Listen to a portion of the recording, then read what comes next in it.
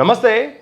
తెలంగాణకు ప్రధానమంత్రి మోడీ వచ్చారు. ఇదే సందర్భంలో కాంగ్రెస్ పార్టీని, కాంగ్రెస్ సర్కార్ను, ఇదే సందర్భంలో ప్రజలకు కూడా ఒక పిలుపు కూడా ఇచ్చారు. ఆద్యంతం మోడీ పర్యటన ఎలా సాగింది, అలాగే ఇదే సందర్భంలో రేవంత్ రెడ్డికి ఇచ్చిన ఆఫర్ నేపథ్యంలో పెద్ద చర్చ జరుగుతుంది.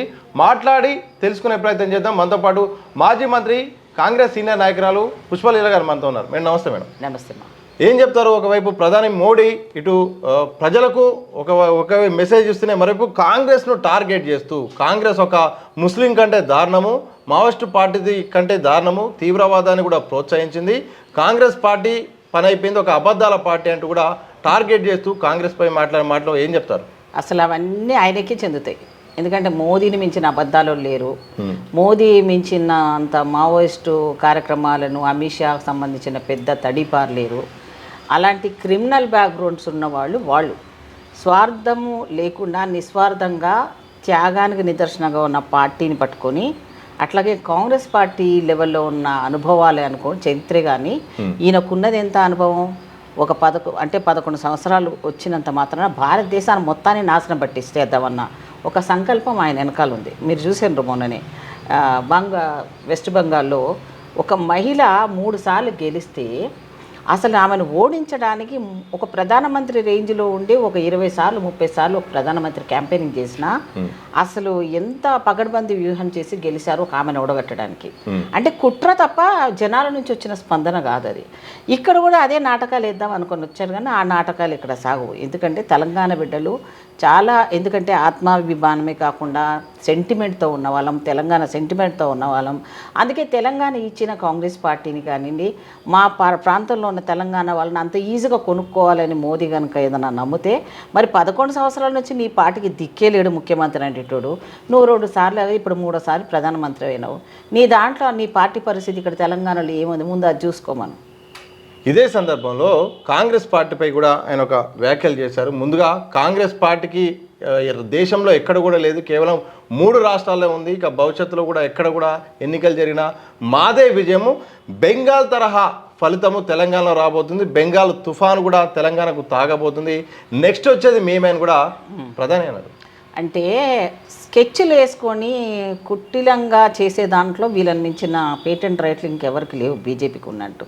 ఎందుకంటే వీళ్ళు ఒకటి భారతదేశాన్ని ముందు ఎలక్షన్ ముందు హిందూ రాష్ట్రంగా చేస్తాను, హిందూ దేశంగా చేస్తానని ఎక్కడ చెప్పలేదు.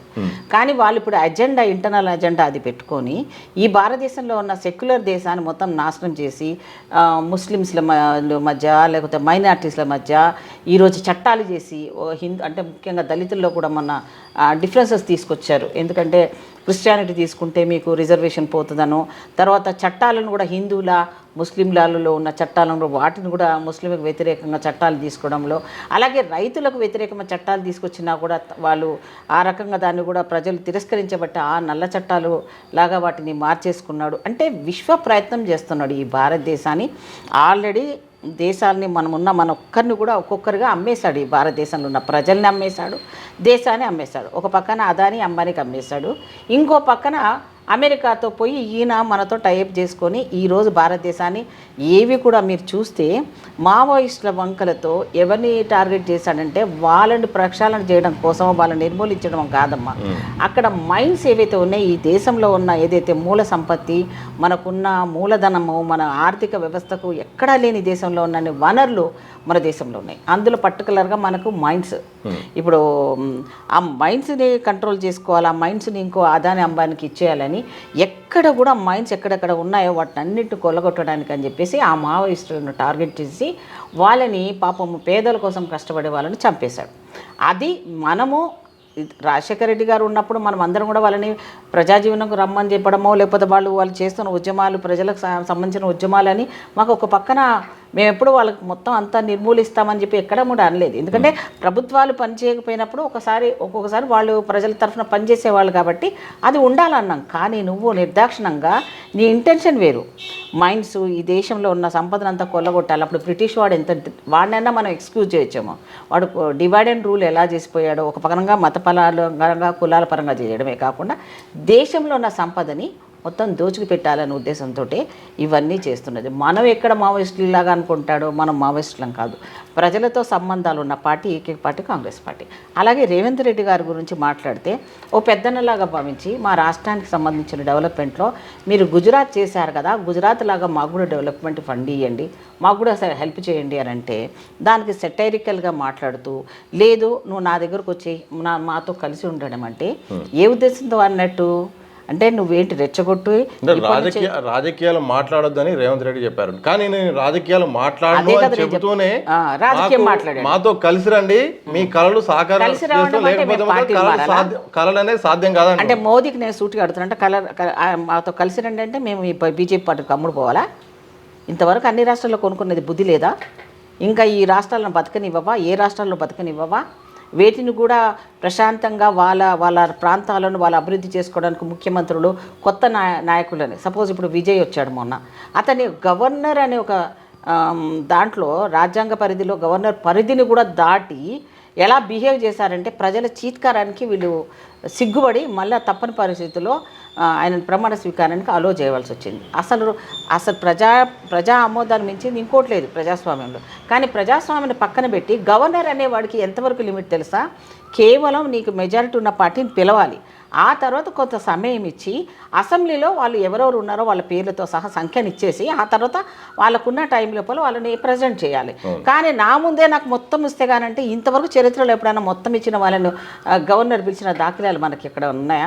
ఒకవేళ లేకపోతే వాళ్ళు వెళ్ళిపోయిన సందర్భాలు చూసాం. కానీ నువ్వు ఆ సమయమే ఇవ్వకుండా కట్టర్గా ప్రవర్తించి ఆ కాంగ్రెస్ పార్టీ అని మిగతా ప్రజాస్వామ్య సంఘాలన్నీ కూడా మొన్న ధర్నా చేయడము ర్యాలీలు చేయడం చేసిన తర్వాత అది నెగిటివ్ వస్తుందన్న ఉద్దేశంతో ఆఖరికి ఎంత తుచ్చ రాజకీయాలు చేశారంటే డిఎంకే అన్నా డిఎంకే అంటే ఒకరిని ఓడగొట్టి ఇంకోళ్ళు వచ్చారు. స్టాలిన్ని కూడా మధ్యలో పిలిచి నువ్వు రారా బాబు కావాలంటే వాళ్ళని రానివ్వద్దు కాంగ్రెస్ వాళ్ళని, నేను ముఖ్యమంత్రి చేస్తానని ఆఫర్ ఇచ్చానంట. ఆయనకు ఒక మారల్స్ ఉన్నాయి కాబట్టి లేదు అది తప్పు, నేను ఒప్పుకోను, ప్రజల చీత్కారాము అంటే ప్రజలు నన్ను అసహించుకుంటారు కాబట్టి నేను వెళ్ళను, నేను రానని స్టాలిన్ గారు చెప్పడము. కానీ డిఎంకే వాళ్ళు ఇప్పుడు ఎవరు అధికారం కోసం ఎవరు ఎక్కడైనా మారవచ్చు, మనం ఏం కాదనట్లేదు. కానీ అంత డేంజరస్ పాలిటిక్స్ ఆడారు, 4 రోజులు డ్రాగన్ చేశారు చూశారు. అలాగే ఇక్కడికి వచ్చి అదే లెవెల్లో పనిచేస్తాను అనుకుంటున్నాను. నీ పప్పులు ఇక్కడ ఉడకవు. నేను ఖచ్చితంగా చెప్తున్నాను, ప్రధానమంత్రికి 3 సార్లు అక్కడ వెస్ట్ బెంగాల్లో ఏదైతే జరిగిందో అంతకన్నా ఘోరంగా ఇక్కడ పోవాల్సి వస్తుంది. ప్రధానమంత్రి ఇంత క్రిమినాలిటీతో ఈ దేశ భవిష్యత్తును 0 లెవెల్లో తీసుకొచ్చి ఎవరికి చేసావయ్యా నువ్వు, ఏం ముఖం పెట్టుకొని వచ్చి తెలంగాణలో వస్తావు, తెలంగాణకు ఎన్ని వేల కోట్లు ఇచ్చావు, ఇప్పటి వరకు మాకు సపరేట్ అయిపోయిన తర్వాత రేవంత్ రెడ్డి గారు ఎన్నిసార్లు వెళ్ళి నిధులు అడుగుతుంటే నువ్వు ఎన్ని వేల కోట్లు ఇచ్చావు చెప్పు.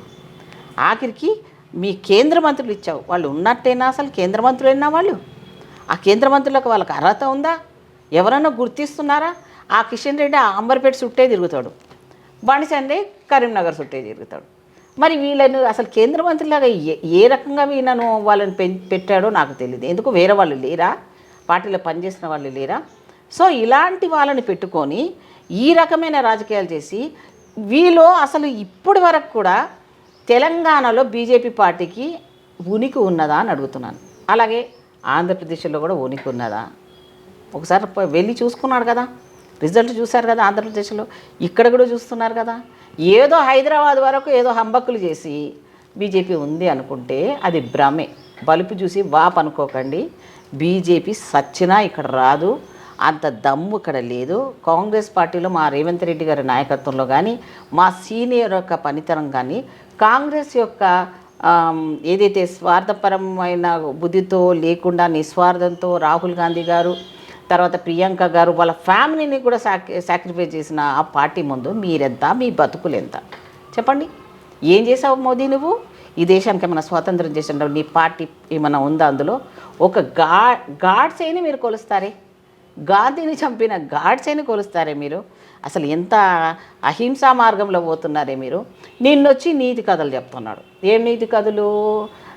స్వదేశీ వస్తువులను వాడాలంట. నువ్వేమో మొత్తం అంతా అంటే గాంధీ గారి పద్ధతులకు నువ్వు మా దాంట్లోకి వస్తున్నావు. గాంధీ గారు ఏం చేశాడు? వస్త్రాన్ని తిరస్కరించాడు, విదేశీ బహిష్కరణ చేశాడు ఆయన. మన స్వదేశీ వస్తువులు వాడమని అన్నాడు. నువ్వెక్కడ ఇప్పుడు కళ్ళు తెలిసిందా నీకు? పొద్దున్న లేస్తే నువ్వు 10 లక్షలు 20 లక్షల బట్టలు వేసుకొని బంగాల్లో పోయి మొన్న బంగాళ ధోతి కట్టుకున్నాడు. వేషధారుడివి నువ్వు చెప్పే మాటలు నరమాంస భక్షకుడివి నువ్వు. మటన్ తింటారంటే అందరేమో, కానీ దొంగతనంగా మీ బీజేపీ వాళ్ళు కూడా తింటుండొచ్చేమో కానీ, అందరు తింటుండొచ్చేమో కానీ మీరు అంతకంటే మేనిటరు నువ్వు. మోదీ అండ్ అమిత్ షా వీళ్ళిద్దరూ మనుషులను తినే దాంట్లో పర్టికులర్గా దళితులను, మహిళలను, రైతులను, నిరుద్యోగులను అందరినీ ఎక్కడ పడితే అక్కడ వాళ్ళని కాల్చి వాళ్ళని ఫ్రై చేసుకొని తినేస్తున్నారు, బతుకుండంగానే తినేస్తున్నారు వీళ్ళు. సో వీళ్ళు రేవంత్ రెడ్డి గురించి, కాంగ్రెస్ పార్టీ గురించి ఇంకేమన్నాడబ్బా, విదేశాలకు పోవాలనుకున్న జిజ్ఞాసను పక్కన పెట్టాలంట. 2-3 అంశాలు చెప్తాను అన్న దాంట్లో. ప్రధానంగా బంగారం కొనొద్దు, ఎన్ని శుభకార్యాలు ఉన్నా కానీ బంగారం ఇప్పుడంతలో కొనొద్దు, కొంతకాలం వేచి చూడండి. అలాగే సొంత వాహనాలను అవసరమైతే తప్ప వాడొద్దు, ట్రైన్లను మెట్రో వాళ్ళని కూడా ఉపయోగించుకోవాలి, ఖర్చులను తగ్గించండి. ఇలా చాలా వరకు అంటే పొదుపు, వ్యవసాయం గురించి కూడా, అంటే ప్రకృతి వ్యవసాయం. సిగ్గు లేదా మాట్లాడడానికి? సిగ్గు లేదు అంటున్నా. కళ్ళాం పిల్లోడికి ఉన్నోడికి ఈ బాధ్యతారాహిత్యమైన మాటలు రావు. నేను ఎంత మాట అంటున్నాను ప్రధానమంత్రి, నా మీద ఏ యాక్షన్ తీసుకున్నా పర్వాలేదు. ఈ బంగారం అనేది ఈ భారతదేశం యొక్క పెద్ద మనకు ఒక వరం. ఇది ఈరోజు దాన్ని ఏ దేశాల్లో దానికి అంత ఇంపార్టెంట్ లేకపోయినా మన మహిళలము రేపొద్దున అవసరానికి పెట్టుకుంటే 4 రూపాయలు వస్తాయి, బిడ్డ పెళ్ళికనో లేకపోతే మనకు ఒక క్యాపిటల్ ఇన్వెస్ట్మెంట్ లాగా దాన్ని పెట్టుకున్న మన బంగారానికి, మన ఆభరణాలకి, మనకున్న ట్రెడిషన్ దానికి బంగారం కొనొద్దు. డబ్బులు ఎక్కువైనాయి, ధర ఎక్కువైంది. అసలు కంట్రోల్ చేయవలసిన వ్యక్తివి నువ్వు కదా. ధరల పెరుగుదలను కంట్రోల్ చేయాల్సిన వాడి నువ్వు. ఈరోజు పోయి విదేశాలలో పోయి ఇజ్రాయెల్తో దోస్తానీలో లేకపోతే ఇరాన్తో గొడవపడడానికి ఎవరు ట్రంప్తో దోస్తాన్ని చేయబట్టే కదా అక్కడ యుద్ధం వస్తుంది. ఆ యుద్ధం రాబట్టే కదా ఇప్పుడు గ్యాసులు లేవు మన ఇళ్ళలో వంటలు చేసుకోవడానికి, ఎల్పిజి దొరకట్లేదు, కార్లు లైన్లు చూడు. ఇప్పటికి కూడా హైదరాబాద్లో పెట్రోల్ దొరకట్లేదు, అన్ని ధరలు ఎక్కువైపోయినాయి. ధరల్ని కంట్రోల్ చేయాల్సిన నువ్వే ఇప్పుడు పొదుపు చేయి అని చెప్పి ఏదో అంటారు. బాగా తిన్న నక్కలాగా, నక్కకు సొంతంగా హంటింగ్ చేయడం చేత కాదు. పులి హంటింగ్ చేస్తే ఒక్కసారి ముట్టుకుందంటే ఆ ఎంగిల్ని వదిలేస్తుంది. అది ఆ ఎంగిలిలాగా వీళ్ళు వెళ్ళి ఆ మాంసాన్ని తింటారు వీళ్ళు. ఈ నక్క బుద్ధి ఇది. అంటే ఎవరు హంటింగ్ చేస్తారో చూస్తారు, వాళ్ళని కొనుక్కుంటారు, లేకపోతే అది దాన్ని తీసుకొని వాడుకొని ఆ రకంగా చేస్తారు. బీజేపీ యొక్క కుటిలమైన నీతి ఇది. ఇప్పుడు హిందూ హిందూ హిందూ హిందూ అన్న నువ్వు ఇప్పుడు హిందువులో ఒక పార్ట్ అది బంగారం అనేది. మధ్యతరగతి వాడికి ఒక అసెట్, మనం ఇప్పుడు దాచుకోవడానికి ఒక మూలధనం. ఈరోజు మనము నువ్వే ఈ బ్యాంకులో ఒక్కొక్కసారి ఈ బ్యాంకులో ఉన్న బంగారాన్ని వల్లనే మన దేశానికి ఏదైనా ఆపద వచ్చినప్పుడు వాటిని గిరిపెట్టి మన దగ్గర ఉన్న డబ్బులు తీసుకోవడానికి కూడా అవకాశం వస్తుంది ఒక్కొక్కసారి ఆర్థిక వ్యవస్థలో చిన్న భిన్నమైనప్పుడు. మరి అలాంటిది కొనుక్కోదంటాడు. ఇంకోటి ఏమన్నాడు, విదేశాలకు పోవద్దు అన్నాడు. నేను ఆ పాయింట్ మరీ అడుగుతాను. ముందే పొద్దున్న లేస్తే నువ్వు ఏ టూర్ పోదునా, ఏ దేశం పోదునా, ఏ టైపు బట్టలు తీసుకుందునా. మొన్న బంగాల్లో చూస్తే ధోతి కట్టుకున్నాడు అయ్యా బంగాళంలాగా. ఇక్కడ గంగా వదిలిపెట్టాడు, అక్కడ ఉండే నదిని పేరు ఎత్తుకుంటున్నాడు. అంటే ఏడ పోతే ఆడ వేషాలు వేసే వేషగాడివి నువ్వు. దాన్ని పట్టుకొని నువ్వు ఎవ్వరు పోవద్దంటే నువ్వు తిరిగి రావచ్చా? ఎవరి ధనం అది? నీకు పెట్రోలు, డీజిలు, హెలికాప్టర్కి సంబంధించిన ఖర్చులు వేలాది కోట్ల రూపాయలు ఖర్చు అవ్వట్లేదా? పేదోడు మాత్రం ఇంట్లో నుంచి బయటికి వెళ్ళాలంటే 1 లీటర్ పెట్రోల్ దొరకక ఇబ్బంది పడాలా? అట్లా కొనుక్కుందామంటే ధరలు మనకు పెరుగుదల అయిపోతాం. బియ్యం కొనుక్కోలేకుండా సబ్బులు కొనుక్కో. నువ్వు బియ్యం 2 రూపాయలాగా 60 లక్షల మందికి 60 కోట్ల మందికి ఇస్తున్నావు. సిగ్గులేదా నీకు? ఈ దేశం వెనక్కి పోయిందా ముందు పోయిందా?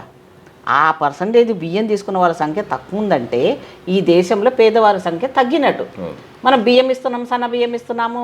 సెంట్రల్ గవర్నమెంట్ మా పేరు చెప్పుండి ఆ పథకాన్ని మాకు పెట్టి నిర్మలా సీతారామన్ వచ్చి ఆ రోజు గొడవ పడ్డం ఇవన్నీ చూస్తుంటే అసలు వీళ్ళు ఏం చేస్తున్నారు అంటే ముష్టెత్తుకుంటారా నాయనా అని పథకం ఇచ్చిండు బియ్యంది. దాని మీద మరి సబ్బు ఇస్తున్నాడా, నూనె ఇస్తుండా, పప్పులు ఇస్తున్నాడా, ఏమి ఇస్తున్నాడు? నూనె లేకుండా తినమంటాడేమో ఈయన. ఇప్పుడు నూనె తగ్గించుకోమని చెప్పిండు, నూనె లేకుండా తినమన్నాడు.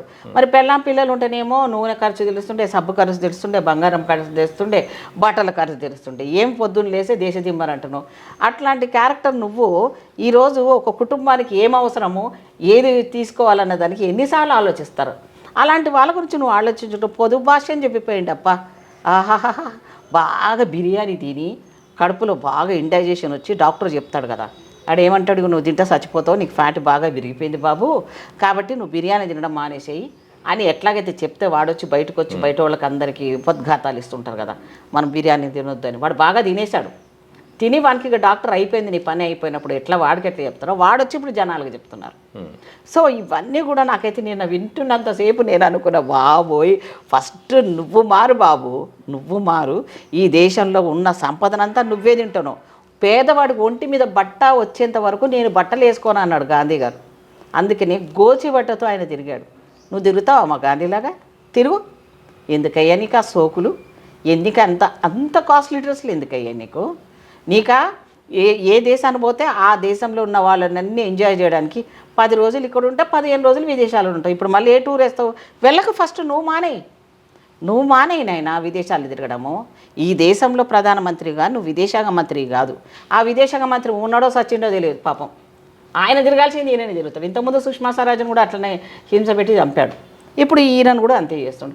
ఈ బండి సంజయ్ కానీ, ఈ కేంద్ర మంత్రి ఉన్న కిషన్ రెడ్డి కానీ వాళ్ళు ఎప్పుడు మీటింగులు పెట్టినా మీరు చూడండి, జనాలను ఎయిర్పోర్ట్ల దగ్గర 5 స్టార్ హోటళ్ళ వాళ్ళు పెట్టుకునే హోటల్ మీటింగ్స్ అట్లుంటాయి. జనాల దగ్గరికి వెళ్ళి పెట్టమనండి, ఏ నియోజకవర్గాల పరంగా పెట్టమనండి. కిషన్ రెడ్డిని పెట్టమనండి ఒక నియోజకవర్గంలో పెద్ద మీటింగ్ను. రాష్ట్రానికి సంబంధించిన అధ్యక్షుడు చేసిండు, సెంట్రల్ మినిస్టర్ చేసిండు. ఇప్పుడు పెట్టమనండి జనాలను అట్లా. మోదీ కాకపోయినా మోదీలో సగమన పెట్టమనండి. రాష్ట్రం అంతా తిరగలడా? ఏ ముఖం పెట్టుకొని తిరుగుతాడు? ఎన్ని వేల కోట్లు తెచ్చిండని తిరుగుతాడు? దేనికి సమాధానం చెప్తాడు చెప్పమనండి. సో మోదీ చెప్పిన స్పీచ్ అంతా వింటే తప్పు చేసి దొంగ అని అరిసినట్టే ఉంది నాకైతే. అందుకని పేదవారికి వ్యతిరేకి ఎవరు అంటే బీజేపీ గవర్నమెంట్. ఇంకోటి వీళ్ళు గెలిచిన వాళ్ళని ముందే మాట్లాడుకొని అమిత్ షా మమ్మల్ని మేము గెలిచిన రాష్ట్రాలు గోవా కానీ ఇతర రాష్ట్రాల్లో మేము గెలిచినప్పుడు వాటిని కొనుక్కున్నాడు.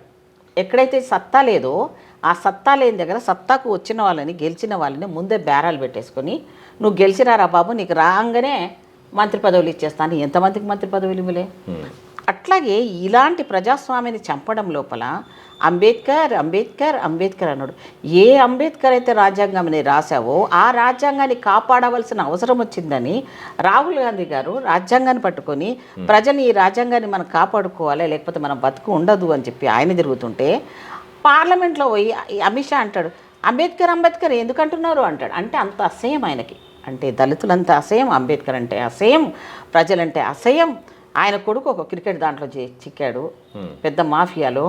ఆయన కొడుకుని చూడండి ఎలా ఉంటాడు.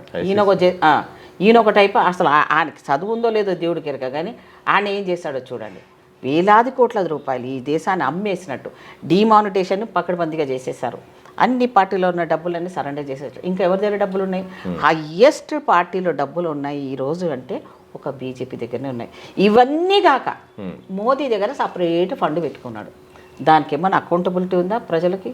ఈరోజు నేషనల్ బ్యాంకులలో కూడా మన డబ్బులు దాచుకున్న మన డబ్బుల్ని కూడా అందులో నుంచి ఏమన్నా వాడుకొని వాటిని కూడా కండిషన్ పెట్టేసి నేషనల్ బ్యాంక్స్ కూడా కండిషన్ పెట్టేశాడు. మీరు ఏది కూడా డిక్లేర్ చేయడానికి వీల్లేదు, మాకు పార్టీకి ఎన్ని డొనేషన్స్ ఇచ్చారో అవన్నీ చెప్పడానికి వీల్లేదని నేషనల్ బ్యాంక్స్ని కూడా కంట్రోల్ చేస్తుంది. ప్రజలు దేని నమ్మాలి? బ్యాంకు పేదవాడు పెట్టుకున్న బ్యాంకులు రైతులని ఏమంటున్నాడు? ఆర్గానికే వాడాలి అంటున్నాడు. బాబు రైతుకు గిట్టుబాటు ధర ఇయ్యలేని నువ్వు ఆ తింటున్న తిండి ముందు నువ్వు తినేటప్పుడు ఆ 3 ముద్దలు 4 ముద్దలు తింటున్నావేమో అది నీకు ఎట్లా పోతుంది బాబు ఒకసారి అడుగు. ఆ తినేటప్పుడు నాకు ఆలోచించుకో. నువ్వు మనిషివైతే ఓ రైతుల మీదకి నుంచి బుల్డోజర్లు తొప్పించి జీబులతో తొక్కిచ్చి చంపించి అన్ని రోజులు చేస్తే వాళ్ళకు ఉగ్రవాదులని స్టాంపింగ్ చేసినవే.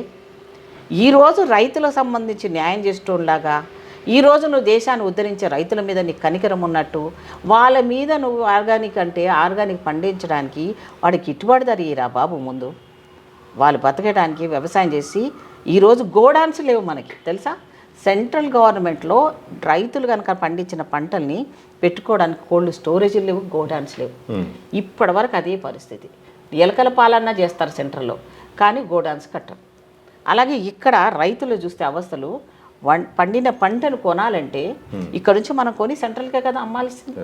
మరి ఇక్కడ నుంచి మనకు డబ్బులే లేనప్పుడు, సెంట్రల్ గవర్నమెంట్ మనకు సపోర్టే రానప్పుడు మనం ఇక్కడ నుంచి రైతు చేసిన అవి ఎట్లా మనం కలెక్ట్ చేసుకుంటాం? వాళ్ళు వానకు నాని ఎండకు ఎండి రాత్రి అన్నమో రామచంద్రాన్ని వాళ్ళు సస్తుంటే ఏడుస్తుంటే తెలంగాణలో కూడా నేను పవర్ సాధిస్తాను, పవర్ మీద పెట్టుకొని సస్తావా? పవర్ ఎవరితో ఉంటుంది? ప్రజలతో, వాళ్ళ ఇష్టంతో, వాళ్ళని ఎలాంటి భయాందోళనకు పెట్టకుండా వేసిన ఓట్లు మాకు కావాలనేది మేము ప్రయత్నం చేస్తుంటే జనాలని వాళ్ళకి ఏం కావాలో నీకు తెలిసి కూడా నువ్వు దాన్ని తెలియనట్టు నటిస్తుంటే, రాహుల్ గాంధీ గారేమో ప్రజల దగ్గరికి పోయి పేదవాడి కష్టాలు ఇవి అని రోటీ కపడా ఔర్ మకాన్ అంటే గరీబీ హటావో అని తీసుకొచ్చింది ఎవరయ్యా? మేము. నువ్వు గరీబీని పెంచడం, నువ్వు ఒకసారి లెక్కలు తీయండి. కాంగ్రెస్ ఉన్నప్పుడు ఈ గ్రోత్ రేట్ ఎంత ఉంది, దారిద్ర్య రేఖకి ఎంతమంది ఉన్నామో, ఇప్పుడు ఇంకా లోపలికి ఎంత వరకు పోయాము? తగ్గాలి కదా, పోయిందిగా, ఇంకా పెరుగుతుంది కదా. డబ్బున్న వాళ్ళని చేస్తున్నాడు, లేని వాడిని చచ్చిపోయేటట్టు చేస్తున్నాడు. ఈరోజు కుల వివక్షతతోటి, మతాల వివక్షతతోటి, అంతే అలాగే కొత్త లీడర్షిప్ని ఎదగనీయకుండా, ఒక యువ నాయకత్వాన్ని రానివ్వకుండా నువ్వు చేసిన తప్పులు ఈ నిజంగా మామూలుగా ఎవరు కూడా, నాకు తెలిసి అయితే ఇది చాలా ఎఫ్స్టీన్ ఫైల్ లాంటి దాన్ని బయటికి రానియకుండా ఎంత చతురతతో ఈరోజు ఆడవాళ్ళ గురించి మాట్లాడు. నిన్న స్పీచ్లో అరే చోటీ బచ్చికు తక్లీఫ్ మద్దు అంటున్నావు. ఓరే నాయనా, నువ్వే ఉన్నావు కదా ఎఫ్స్టీన్ ఫైల్లో, చిన్న పిల్లల్ని రేప్ చేసే దాంట్లో నీ వాళ్ళు ఉన్నావని తెలిసినాక కూడా ఈ దేశ జనాలు ఎందుకు నేను నమ్ముతున్నారో, ఆ బిడ్డల ఉసురు తీసుకోవడానికి నిన్నెందుకు క్షమిస్తున్నారో. వేరే దేశాలనేమో అక్కడున్న ప్రధానమంత్రి, అక్కడున్న మంత్రులు కూడా రిజైన్ చేస్తే ఈ పిచ్చి అంధభక్తులంతా అయిపోయి మోదీ మోదీ మోదీ అంటుండు. నమో మోదీ అంట. ఏ వెంకటేశ్వర స్వామివాను ఏం రకంలో బాబు, నీకు ఏం పోయే కాలం వచ్చింది ఈ జనాలకు కూడా నాకు అర్థం కావట్లేదు. నన్ను జనాలు తిట్టినా సరే ఇచ్చినంత వరకు కూడా కౌంటింగ్ చేపిస్తున్నాడు, ఎంతమంది ఎన్ని కులాలు ఉన్నారని. అలాగే పాపులేషన్ సంబంధించి కూడా కౌంటింగ్ చేపిస్తున్నాడు. అంతేకాకుండా ఈరోజు యువకులకు కూడా ఎవరెవరికి నోటిఫికేషన్ ఇవ్వాలో. ఇంకా పెద్ద విషయం ఏంటంటే, ఇప్పుడున్న పదవుల పందేరాలలో ఎవరైతే ఇప్పటివరకు స్వాతంత్రం వచ్చినప్పటి నుంచి కూడా ఒక్క పదవి కూడా పొందని వాళ్ళని అట్టడుగు స్థాయి జనాలకు పదవులు ఇస్తున్నాడు. నిన్న మొన్న కూడా చైర్మన్ ఇచ్చాడు. సో ఈ దాన్ని ఇతను మంచోడు అందామా, లేకపోతే మోదీ మాయలో పడేసి మొత్తానికి ఆ గుళ్ళ ముందు భజన చేయండి, రాముడి ముందు భజన చేయండి. రాముడి పెట్టుకునే ఓడిపోయిన నీకు అర్హత ఎక్కడిది బాబు నీకు? ఇప్పుడు ఆ రాముడే దేవుడు అంటే మిగతా దేవుళ్ళు లేరా? మనమే అనుకోవాలి. ఇక రాముడు కాకపోతే మరి కృష్ణుడు దేవుడు కదా? లేకపోతే కృష్ణుడి తర్వాత ఇంకో ఎన్ని వేల కోట్ల మనుషులు ఉన్నారు, ఎంతమంది దేవుళ్ళు అయ్యారు వాళ్ళు? ఆయన రాముడు మానవుడే, ఈయన మానవుడు కృష్ణుడు. మరి ఈయనకున్న సంబంధాన్ని రాముడు అంటే ఏకపత్ని వ్రతం. నీకు పత్నే లేదురా నాయన, ధర్మాన్నే వదిలేసినావు నువ్వు. భార్యను చేసుకుంటే భర్త కాపాడగలిగినోడే భర్త. ఇప్పుడు ఆమె పాప మొన్న రీల్స్ చూస్తున్నాను, నాతో మాట్లాడడానికే ఇష్టపడాడు, నేను ఇప్పుడు కూడా పిలిస్తే వెళ్తానంటుంది. ఎంత బాధ అనిపిస్తుంది? నువ్వే పట్టడన్నం పెట్టి ఒక మూలకు పడేస్తే ఆ భార్యగా ఆమె పడి ఉంటుంది కదా. మరి ఆమెను వదిలేసి నీకు ఆ కృత్యాలు ఎన్ని ఉన్నాయి బాబు, ఎన్ని వీడియోస్. ఇక నేను అనకూడదు కానీ ఏ స్త్రీలతో ఉన్నావో, ఎవరెవరు లైఫ్లు పాడు చేసావో. గుజరాత్ ముఖ్యమంత్రి అప్పటి నుంచి ఇప్పటి వరకు ఎవరెవరికి పదవులు ఇస్తున్నావో నేను అనట్లేదు, సోషల్ మీడియాలో జనాలకు తెలిసిపోయినాయి, విత్ ఎవిడెన్స్తో మాట్లాడుతున్నారు. మా రాహుల్ గాంధీని చూస్తే కంగనాకు ఏమంది టపోరి అన్నది. ఆమె వీడియోలు చూడండి, ఆమె టపోరియా? మా రాహుల్ గాంధీని అడిగే అసలు ఆమెకు అర్హత ఉందా? దేశం కోసం బిడ్డ ఎంత తిరుగుతున్నాడు, కశ్మీర్ నుంచి కన్యాకుమారి వరకు ఆహార నిశలు. బీజేపీలో రాహుల్ గాంధీ చేరితే నేను రాహుల్ గాంధీని పెళ్లి చేసుకుంటాను కూడా కంగనా రనౌత్ ఉంటుంది. దానికి ఇప్పటివరకు ఎన్ని పెళ్ళిళ్ళు అయినాయో, ఎవరు చూడపోయిండు? ఒక్కడా మొగుడు ఎంతమంది అయ్యిండు, ఎవరితో ఉందో, ఇప్పుడు ఎవరితో ఉందో. మనకి ఎందుకు అలాంటి వాళ్ళు చేసుకోవడం కంటే మా రాహుల్ గాంధీ గారు చాలా పవిత్రంగా ఉన్నారు, ఆయన అలా వదిలేస్తే చాలు. మోదీ అంత బెహరూపియా, నాటక్ బాజీ, ఈ అమిత్ షా లాంటి ఏమంటారు క్రిమినల్, అమిత్ షా లాంటి తడిపార్, అమిత్ షా లాంటి దేశద్రోహి ఈ దేశంలో రోహింగ్యాల పేర్లతో దేశానికి బార్డర్లు కడతానన్నప్పుడు కట్టురా బాబు, మొత్తం కశ్మీర్ నుంచి బార్డర్ కట్టు. ఒక బంగ్లాదేశ్లో ఎందుకు కడతానను? భారతదేశం అంతా కట్టు. మొన్న జరిగిన పెహల్గామ్ సంఘటనలు కానీ ఇప్పుడు జరిగిన దానికి నువ్వు బాధ్యుడు కదా కాశ్మీర్లో సంఘటనలన్నిటికీ. మరి ఇప్పుడు అవన్నీ చేయకుండా ఒకటి ఎలక్షన్ ఎక్కడుందో అక్కడ మాత్రమే పోతాడు. ఎక్కడి నుంచో ముందు నుంచి ఆర్ఎస్ఎస్ వాళ్ళని పంపించేస్తాడు. చాలాసార్లు నేను అన్నాను, ఆర్ఎస్ఎస్ అనేది లిటరల్గా బీజేపీని బతికేయడం కోసం ఉన్న ఒక వ్యవస్థ. అది మాది కాదు, మా మాతృస్వామికి, అన్ని దొంగ మాటలు. బీజేపీకి ఆర్ఎస్ఎస్ లేకపోతే బతుకే లేదు. వాళ్ళు అండర్ గ్రౌండ్ వర్క్ అంతా రెడీగా చేసి తీసుకొచ్చి ఈ దాని తలకి మాసిన వాళ్ళని తీసుకొచ్చి ఈ దేశ ప్రధానమంత్రిని చేశారు. ఈ దేశానికి పెద్ద దరిద్రం పట్టిందంటే మోడీకు హటావో, దేశ్కు బచావో. థ్యాంక్ యూ వెరీ మచ్ అండి. ఇది మొత్తంగా తెలంగాణ పర్యటనలో భాగంగా మోడీ అభివృద్ధి కార్యక్రమాల కంటే అబద్ధాలపైనే ఎక్కువ ఆయన ఫోకస్ చేశారు.